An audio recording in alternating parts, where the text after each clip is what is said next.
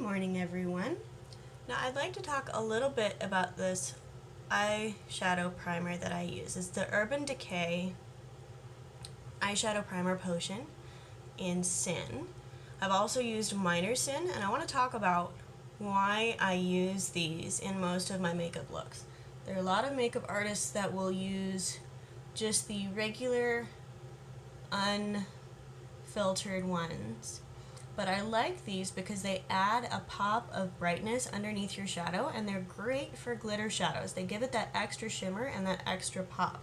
So if you do have mid-olive tones to darker skin tones, or you have that pink tone in your skin, these are a great way to make those lighter looks pop. I've seen a lot of questions on Urban Decay's videos this morning and the last couple of mornings when they've done them about having darker skin or darker eyes and really how to make those darker, smokier looks pop. Use a bright eyeshadow primer. It will save your day. Minor Sin and Sin actually have a little bit of that shadow color in them and will help accent those lighter colors and those darker colors for you, and will help that shadow really pop out on those olive and darker skin tones to give you that look that you're going for. So that will help you a lot instead of just using an untinted shadow primer. So we're going to go ahead and start with kind of a wedding season look because everyone's loving these rose and gold shadows today. So we're going to be using Mellow's Treasure Chest today as our shadow, and then we'll be using a couple of Urban Decay products as well for a pop of color. So we'll just kind of go ahead and get started. Now I'll go through my brushes here so you can see which ones I'm using in case you're following along. We're going to have kind of a thin detail brush. Now this one is dual-ended. It does have the sponge at the bottom. I'm not going to be using that today, but I like having this one because it is helpful when I travel. So this one it functions as a C brush, but it's a little more on the flat side, so it can function as a nice liner brush. I have my angled blush brush, and that's this one's actually a bronzing brush from e.l.f. This one was like $5.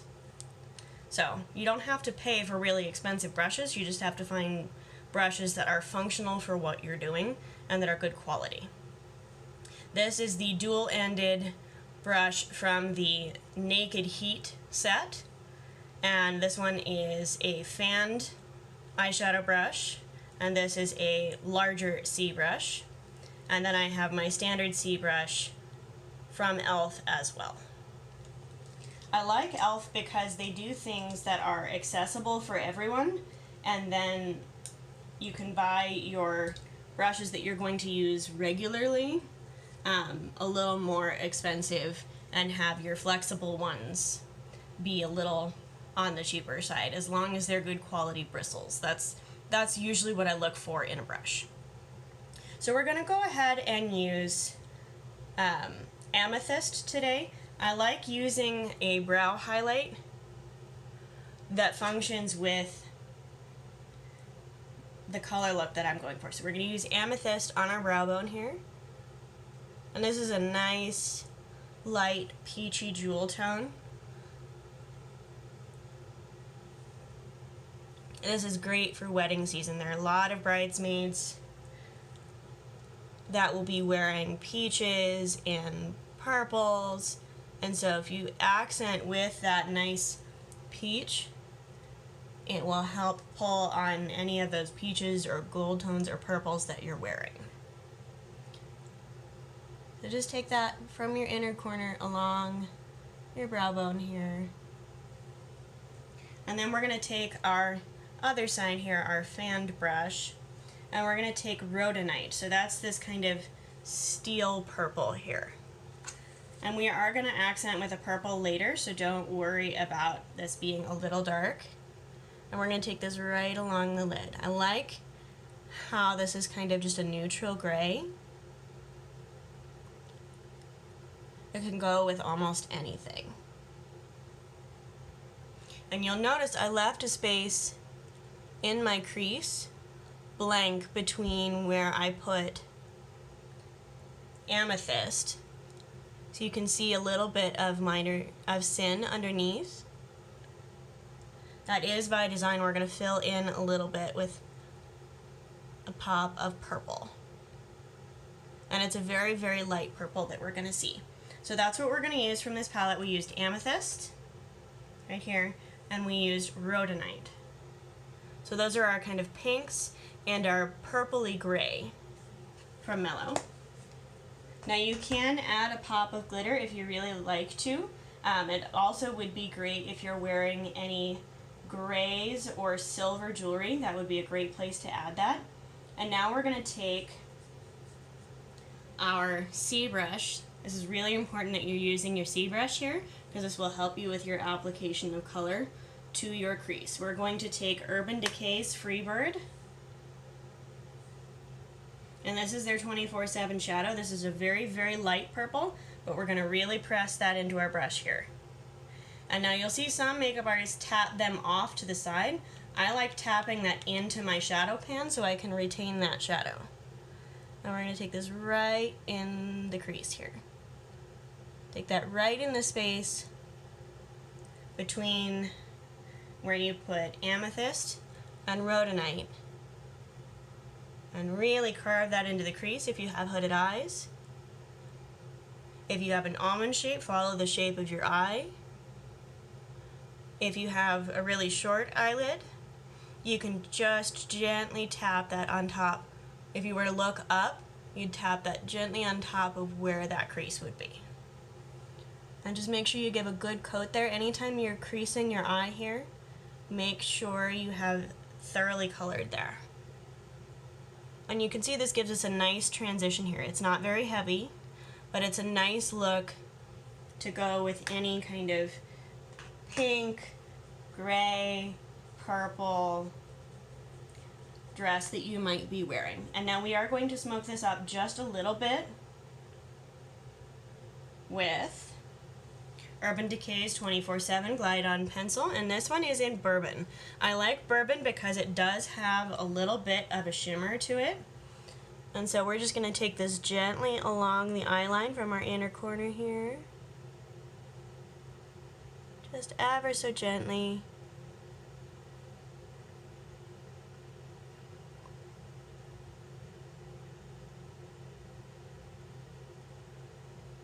And then we're going to do just a nice little cat eye flick here. Doesn't have to be very thick.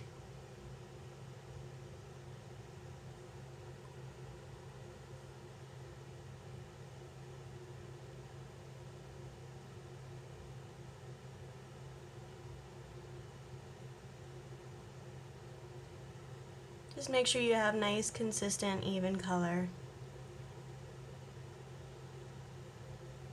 And make sure you're even on either side.